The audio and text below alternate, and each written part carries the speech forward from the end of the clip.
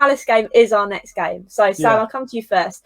What do you kind of think we're going to, not necessarily set up, but what do you kind of think is going to kind of carry on in that game? Do you think we're going to carry on with the momentum we've got so far? Or do you think the break is maybe going to shuffle things up a bit?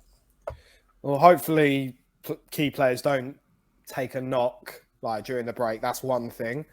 I'd like to think the momentum will carry on, but, you know, to be playing at Selhurst Park with an atmosphere, that's going to be tough.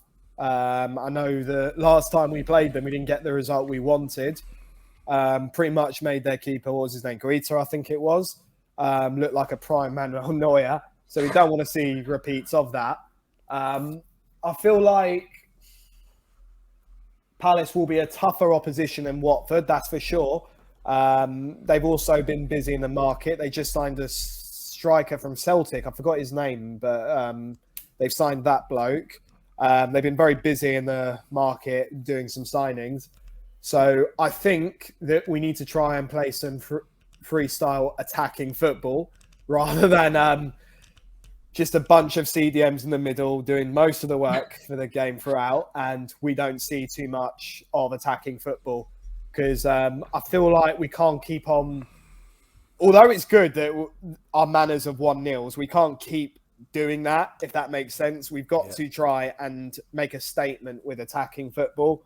And Nuno has proven at Wolves that he can play very attacking football, especially when he's had Traore and Raul Jimenez to manage. So, you know, he's got Harry Kane and Heung-min Son in the team. So I'd like to think that it would be a bit more than a 1-0. It's definitely winnable. But this is also down to the consistency of our centre-backs. I know someone in the comments said that there will be a centre-back who won't be able to play. No Romero, Sanchez, Lo Celso for Crystal Palace match. Okay. Is that because of the South American football or? It's because they've got the what do you call it when you come back from a country that's in amber zone? You've got to self-isolate. That's it. Isolate. Well done. Yeah. Okay. Isolate. Yeah. So I was just like this. I ain't got a clue. Yeah. So it looks like it will be either Tanganga and Dyer or Rodon and Dyer starting. So that's down to them as well.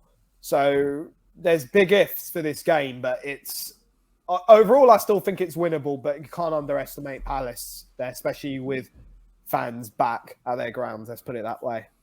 Especially with the it's called the Ultras, isn't it? They're super fan base, shall we say? It's not even about the Ultras. It's just a loud atmosphere at their ground. So that's what we've got to look out for, if anything. You know, 12th man and that.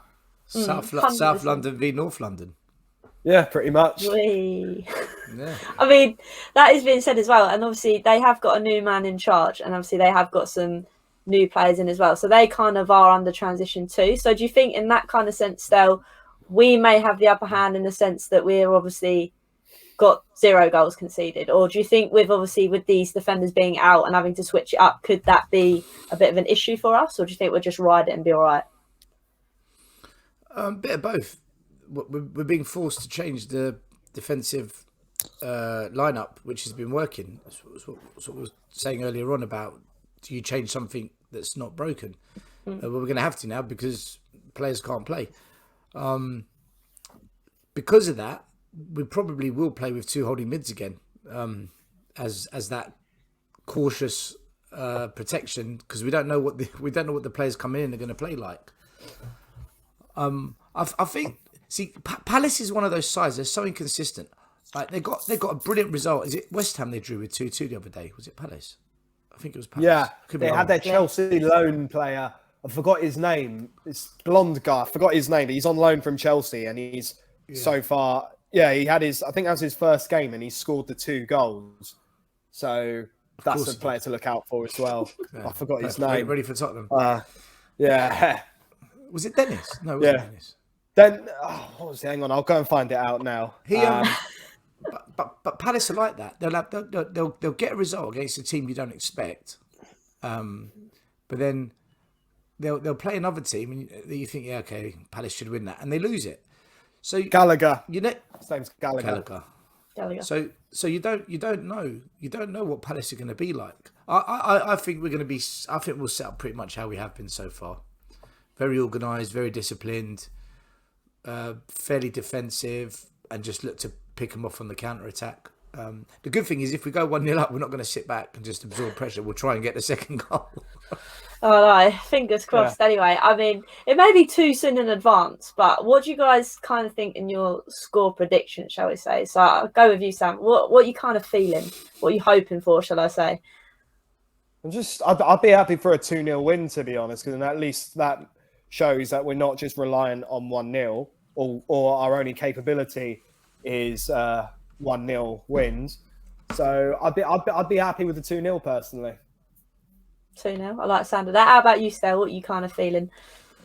I think we'll concede because the defence is being changed. I think either 1-1 or 2-1. 1-1 or 2-1. I'll be positive. 2-1 Tottenham. 2-1 Tottenham. I like that. That would be sound. I mean, it'd be nice to obviously continue that winning feeling at the moment, because it has been a very long time coming, especially after all the havoc of last season. It's quite nice to just be stress-free for a little bit. Be nice to see how long that lasts, though, sadly. But nevertheless, Hopefully that'll be 4 wins, which will be fabulous.